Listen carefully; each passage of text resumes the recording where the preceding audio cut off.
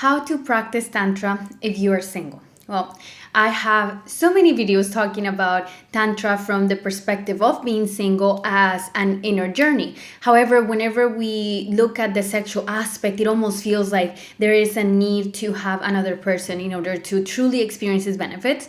But that is not true, right? Once we understand what Tantra is, then we're going to be able to include this beautiful technology, ancient technology, into every single area of our lives so that we can experience more wholeness, more freedom, and ultimately more of our truest selves. If you're new here, welcome. My name is Silvana. I am the founder of the Venusian Academy, a space for Tantra and the feminine arts. So I'm going to start this conversation first kind of like giving a very short overview of my interpretation, my concept of Tantra, if you are new here, and then we'll dive into what you can do and what are some of the practices and principles. If you are single, whether by choice or because you want somebody and you haven't found the right partner, or if you choose to live a celibate life, or if you are in a relationship but your partner is not into any of that stuff, and basically this is just a solo journey for yourself. So Tantra means weaving together. So what are we weaving together? Our consciousness, our awareness with everything else. That's the simplest definition I can give you. And in the Venusian Academy, we practice Venusian Tantra, and this is a very specific Tantra of following Venusian principles of Venus. What is Venus? Venus is the planet that represents love, pleasure, luxury, woman, feminine energy. So it's living a life of beauty, of trying to consciously weave in your life with all of these Venusian aspects. So if you are single and you want to practice Tantra and you want to work consciously with your sexual energy without engaging into sexuality, this conversation is gonna go beyond like self-pleasure. This is not, we're not gonna touch like the sexual centers in a physical way, but today I'm gonna teach you how to really tap into this energy spiritually, just with the energy, just energy work. So if you are single, that means that you're in a very, very lucky place in life, because you get to play with the subtle energy. Whenever we have a partner that we're sharing like sexuality with, what is happening is that it's almost like it brings us down very close to the physical, which is great. The feminine realm is all about the earth, the physical, the body. However, in order to really tap into the feminine arts and the energetic part of feminine energy, we have to learn how to feel the subtle. This is very easy for some people. This is, some women have a natural ability to be intuitive, tap into energy, feel things, have like the subtlety of things very magnified. But for some other people, that's not so easy, especially if you're an athlete, you're used to being in your body, if you're used to being in your mind. It's like the ethereal, subtle realm might not be too easy to achieve. So we're going to explore this conversation from the body into the energy. So everything will start from the body, and then we'll tap into the energetic representation of that tantric weaving, of practicing Tantra, union within the self. Let's start with the energy of sensuality. So sensuality is talking about the senses, right? The senses. We have 5 senses. We feel with our skin, we see with our eyes, we hear with our ears, we smell with our nose, and then we taste with our mouth. That is a lot of avenues in order to weave in things. So let's do examples for each one of them. The easiest one, right, will be the eyes. Whenever you're in the presence of something beautiful, it's very easy to look at beauty that's easy to see, beauty that's very obvious because it's harmonically beautiful and our brains registers it as beautiful. It's almost like, oh, that's beautiful. But whenever we ground a little bit into our yoni, right? We connect with our yoni, we feel it, and we allow ourselves to feel and to become present in the body, and then we begin observing, right? Beauty is found everywhere if you look deep enough. So when we are observing things, especially things that maybe they're like that could be beautiful, things that have a little bit of this harmony, that together form some form of harmony, then you're able to observe that. While you're doing that, the tantric practice is, I see beauty, and I am aware I am in the presence of beauty, presence of Venus, presence of harmony. And I do a little tiny meditation, because it's like I haven't found another word that's appropriate to describe it other than like a mini minute meditation, where you observe it and like pull back away from it. It's almost like I see you beautiful human, even though I can't. I see you, and it's like a drop into presence, just for like a second.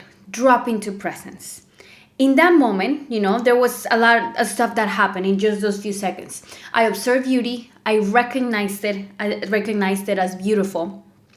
And whenever I had the recognition, judgment of beautiful, and understood that I'm in the presence of beauty, I am interacting with Venusian energy, I call in my presence. I drop everything, what I'm observing, the observer, drop into presence, which means we go into our Shiva selves, into our consciousness, the emptiness.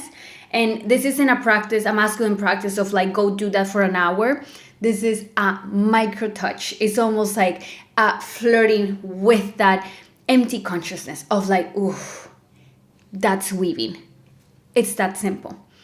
And the more that you do that with your other senses, the more that you start feeling this inner wholeness within, because this is the whole purpose of a tantric practice. So let's do it with one that is one of my favorites, that is through the sensation of taste. Whenever you're eating, by the way, as a little asterisk to this example, if you have struggled with like a food disorder, or you feel guilty whenever you eat delicious things, or you're afraid that you're going to get fat or get skinny, or not, like if you have conflict with food, then this practice is going to revolutionize that for you. Okay, so let's say that you are going to eat something that is delicious for you. You're not on your phone, you're not watching TV, even if you are with somebody and you have been having conversations here and there, I forgot how to say it. You're having a conversation with somebody, there's a moment of quietness that happens always, even whenever we're eating with other people.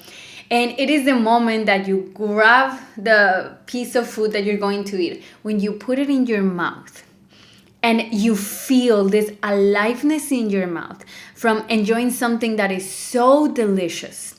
And you can bring your awareness fully into that experience of tasting, into the experience of how delicious something is. Moment it says it's delicious, we're like back into mind territory, right? Into like, I am judging this experience, giving it a label. And that's okay, we do that. So you do that, bring yourself back into the sensation of tasting. Just the tasting of it. And then in that moment, that micro presence, present with it. Just that experience. Knowing that in that moment of pure presence with the sensation, that's another tantric knot. In your big weaving experience of walking through your life, you're uniting more of yourself with all of these parts. And this is a way of creating a life that is a lot more sensual, because little things like that begin making you more sensitized to your experience, to your environment. Touch starts feeling differently. The smells you experience feel differently. And this way of living sensually requires slowness. So astrologically, everything that I'm describing, this is ruled by Venus. And the first sign of Venus is Taurus. And whenever we look at Taurus is the bull. And Taurus is earth. And it's slow. Strong, stubborn, slow. Hard to move. And Venus, this is the realm of Venus. So sensuality, which is also the realm of Taurus, is asking us to slow down and become alive in our senses. Not detach. There's like a lot of spiritual paths that are about like not real, disattachment, unattachment, blah, blah, blah. This is not what this channel is for. If you are into that, not the place for you.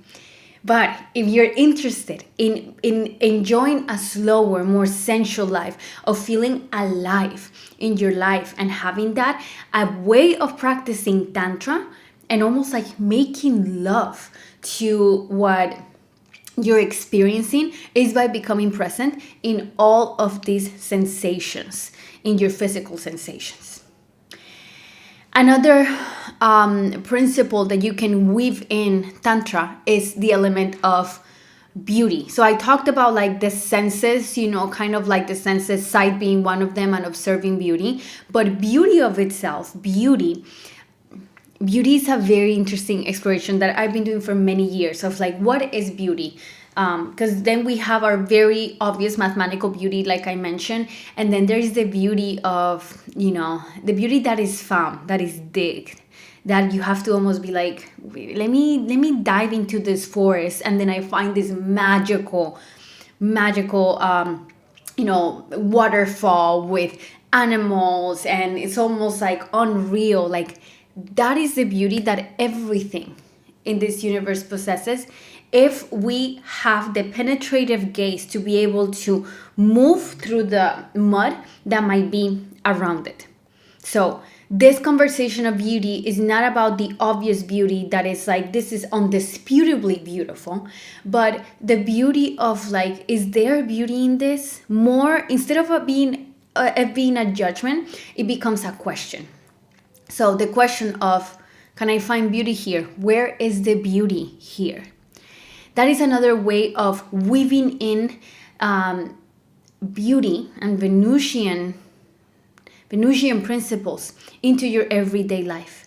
And when you're doing that, you're almost like directing your life to be able to have more of these experiences.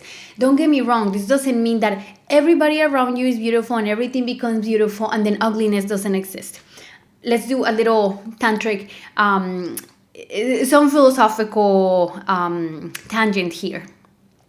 When we look at the 10 powers of the cosmos, right, the 10 faces of Shakti, we have one of them being Lakshmi. Her tantric name is Kamala.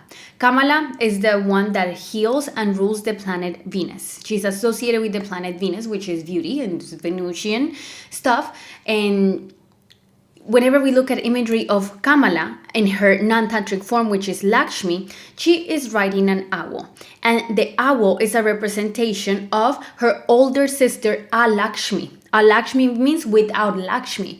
And this is the Mahavirya Dhumavati. And Dhumavati is the widow goddess that is old and wrinkled and has smoky gray skin, and she is in a cart that cannot move, and she has swallowed Shiva, and she represents illness, poverty, everything that is hard to look at. She's the older sister of Lakshmi.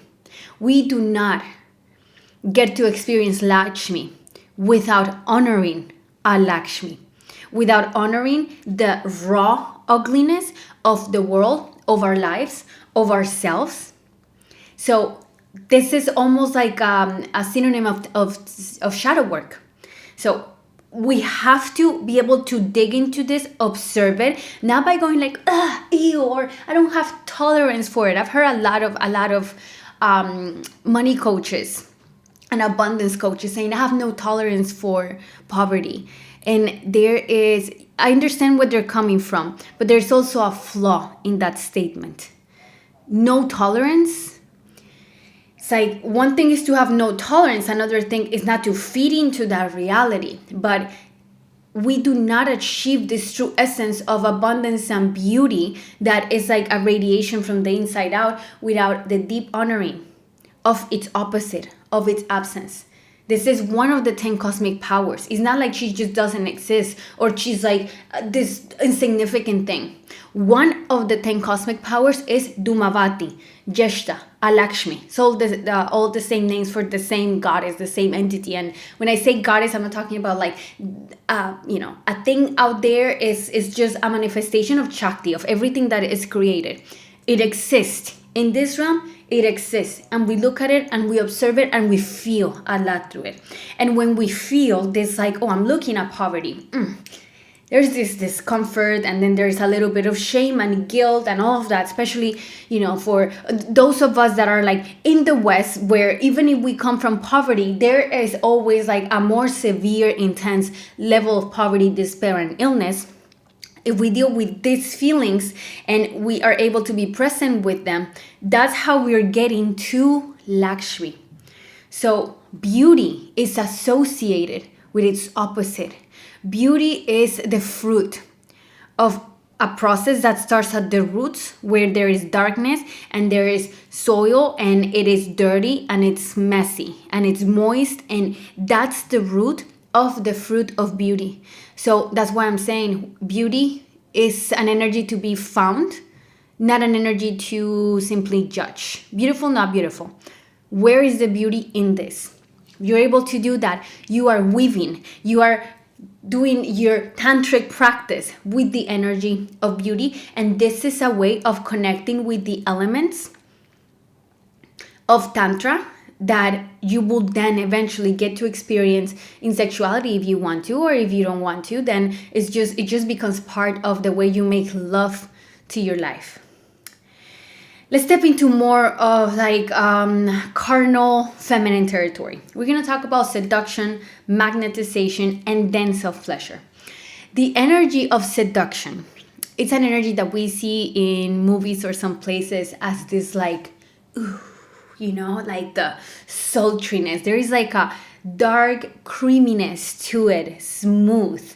Seduction is like a siren's call. It's like I'm calling you in, pulling you in. There's so much information out there on how to be seductive. Sit this way, do this thing, do all of the things, right? But whenever we're looking at the energy of seduction from the tantric lens, we're looking at an energetic vortex, a magnet. And this magnet gets created in the pleasure that I experience in being myself. I exist. I have a body.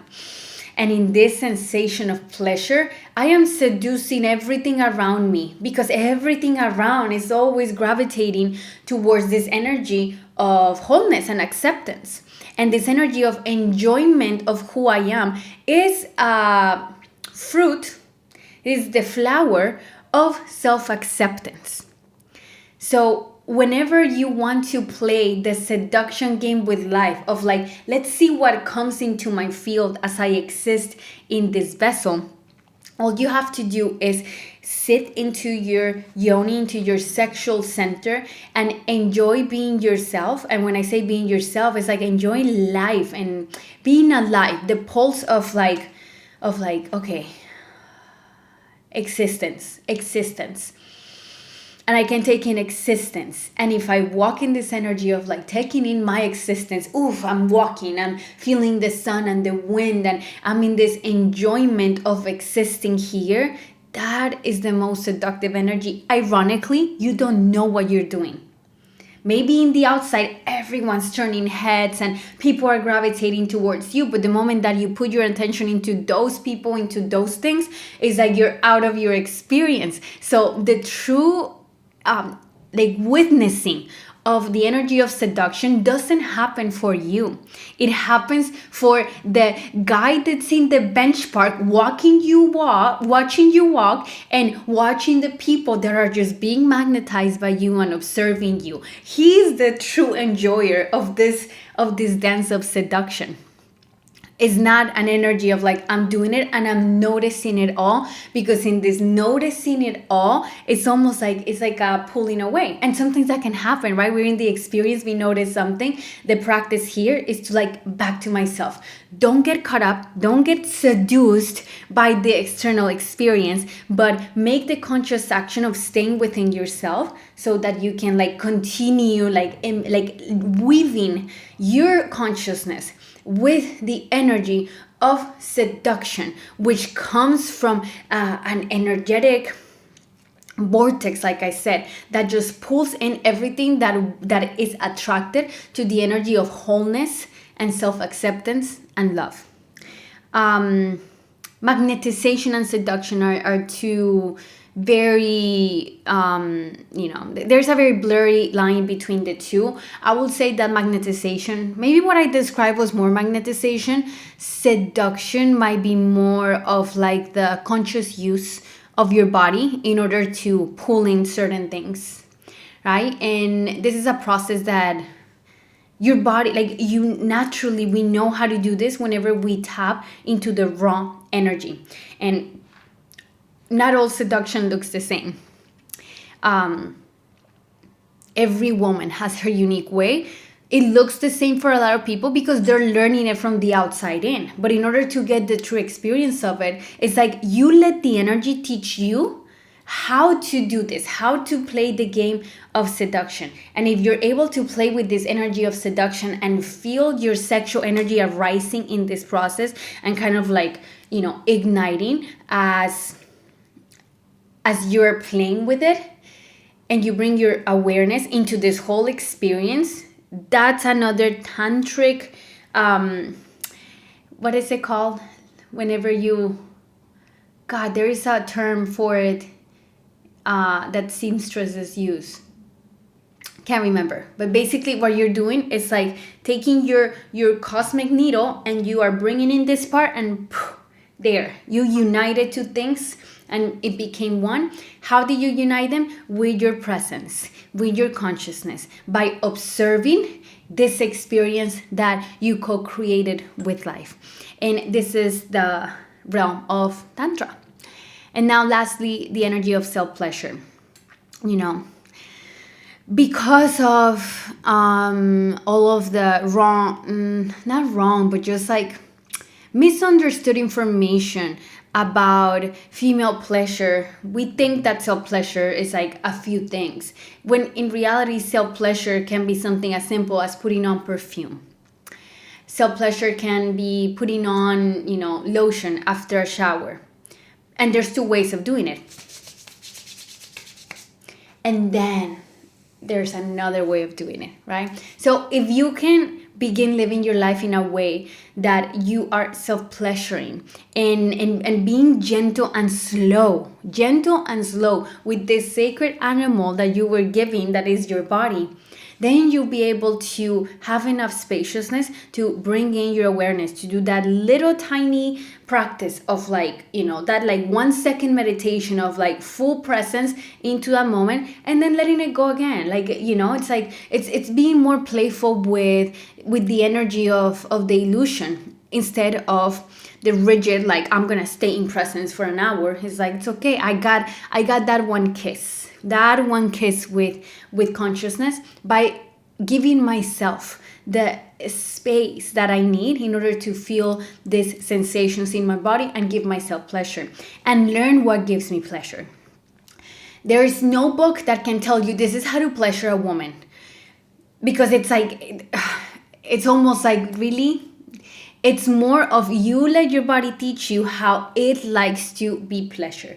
And yes, there's many similarities amongst women, but you have to find like, how is it that this body receives it? And even though you live in your body and you think you're your body, you're not. You're getting to know this creature as well as you're going through life and evolving with it. And if you get to know it, then you have valuable gold information to share with your partners in the future or your current partner, because you have taken the time to explore what is it that gives you pleasure. How how fast, how slow, in what tempo.